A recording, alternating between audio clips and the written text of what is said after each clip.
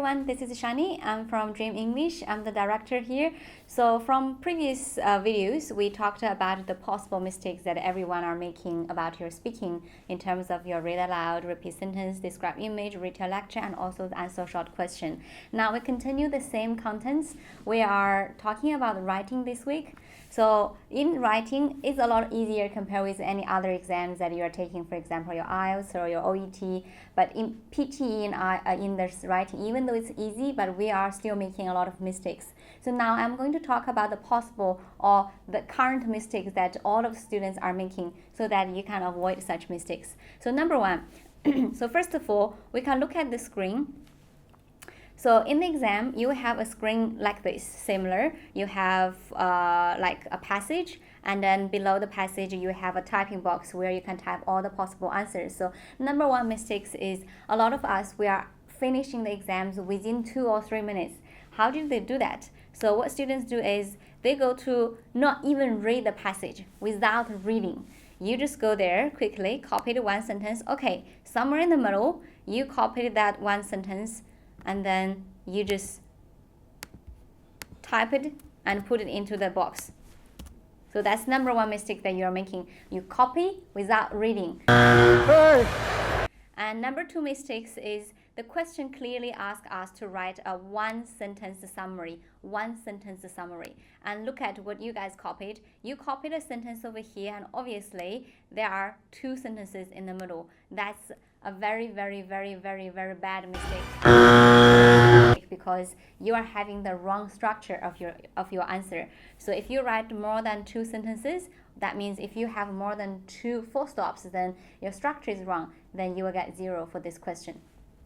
Number 3 mistakes is just some of you guys have this typing mistake. So what happens is you write all your answers in the capital writing. So you write everything. For example, you copy the sentence in here and you write everything in this case. You write everything in your capital writing. Like that. So if that's the case, then again, the computer will not give you any mark. They will automatically mark you as 0. So make sure that we are writing something in a normal way. There's nothing special in this summary. You just need to write like the way that you do your assignment at uni. And number 4 mistakes we are here is about we are writing a long sentence that's too long. So some of you guys are writing a sentence that more than 70 words.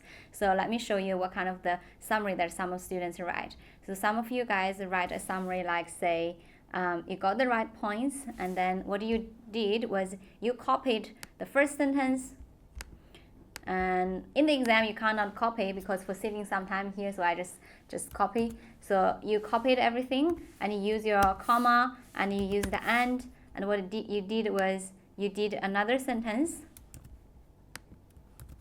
and then you use the and then you use hence for your conclusion, and you added your last sentence over here, like that. So you change that into small case. So in total, you have more than 63 words. Yeah, so that's the case that you're making. You're writing now in here under the box, you will see there are 63 words. It's okay for having 63 words, but the problem, the way that you're doing the summary, you just randomly copied 3 sentences, put in the box. Yes, if you're lucky, you might have a passage that the topic sentence, the middle sentence, and the last sentence are the correct point. But what if you're getting a passage that is not the right way? And then under this case, you're wrong again. And next mistake is you're writing a lot because you're so worried that, oh, am I having enough contents or not? So what you did is you copied a lot of extra contents into this summary. So what you did was like this. You added another sentence in.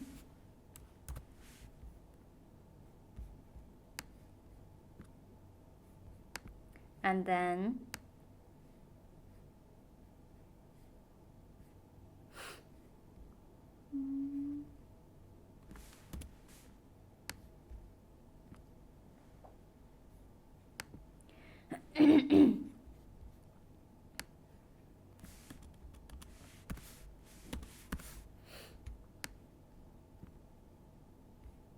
So under this case, you're having a summary around 72 words. Yes, the question did ask us to write in between 5 to 75 words, but it is required to write a one sentence summary. If you write more than 70 words for one sentence, obviously you are going to have a lot of grammar mistakes. So this is a very important and it's a very bad habit that to write more than 70 words. So no more than 70 words. Okay, so this is roughly the mistake that is quite simple, but everyone is making. But there are some detailed mistakes that you guys are making in terms of your connectors. So just quickly type in here. Connectors. Connectors are something that is super important in the entire exam. And I believe a lot of you guys know that connectors are important and you are using certain connectors, but when you use the connectors, the way that you use them are wrong. So number one, what kind of mistakes that you're making is you don't have commas for your connectors. For example, you are using however, you are using furthermore, you are using moreover. Let's not do this way. You are using your therefore, you are using hence, you are using thus. So when you're using this kind of connectors, what happens is you guys just link this one directly with another sentence without using any comma or anything. So for example, if this is a however and you link it with one of the sentence in here, so what I can see you guys are doing is you just copied everything in here and without any gap. So under this case, the computer will see your connector and the entire sentence as one sentence, and grammatically this is wrong. So please make sure that you need to use your comma before and after your connectors, like that. So that's a very bad mistake that you're making. And also for the end as well, some of you guys use therefore as your conclusion and you just added this sentence in. By the time that you put your last sentence in, you didn't add any comma, so the computer will consider this as a complete sentence. But however, grammatically, this is wrong again. So that's another one. And there are some small mistakes, small connectors, I mean. So for those kind of connectors, you have to use your commas before and after. But there are certain connectors, you use the commas or your full stop, but it's not necessary. For example, you have this within sentence connectors. You have your and, you have your but, you have your although, and you have your what is called and, but, although, you have your due to, you have your based on.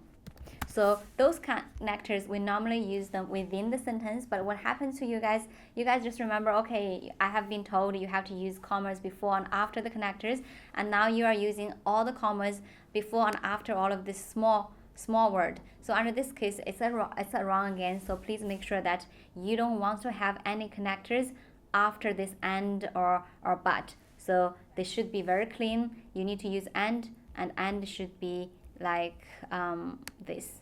So using this sentence as an example, so your and should be like this, and in the past few decades like this, rather than add a comma. So it shouldn't have any comma in here. Okay, so those are the obvious mistakes that we're making. And then the other mistakes is some of you guys are using a lot of random information from the passage. For example, from this passage, you can pause the video for 1 or 2 minutes to read this.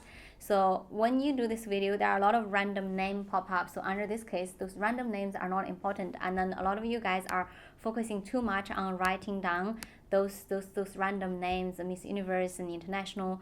So those are not really important if those random names only pop up once. So make sure that we can avoid such mistake. As for what is the right way to write the summary, I will explain this in the next class. So I hope you guys to post, every one of you watch this video, think about the mistake that you're making and think about what kind of question that you are having in your summarized written task. I would like to answer your questions, but I want to encourage you guys to post one question each person below in the comments section below this video. So in that case, in the next session of this video, I will be able to give you a correct way or a correct answer on how to write a correct summary, and also I will be able to answer all your possible questions or some part that you get confused. I hope this video is helpful for you guys to avoid your mistakes in your writing. If you like this video, give us a thumb up and subscribe us on the YouTube, follow us on the Facebook. If you have any question, please let me know as soon as possible.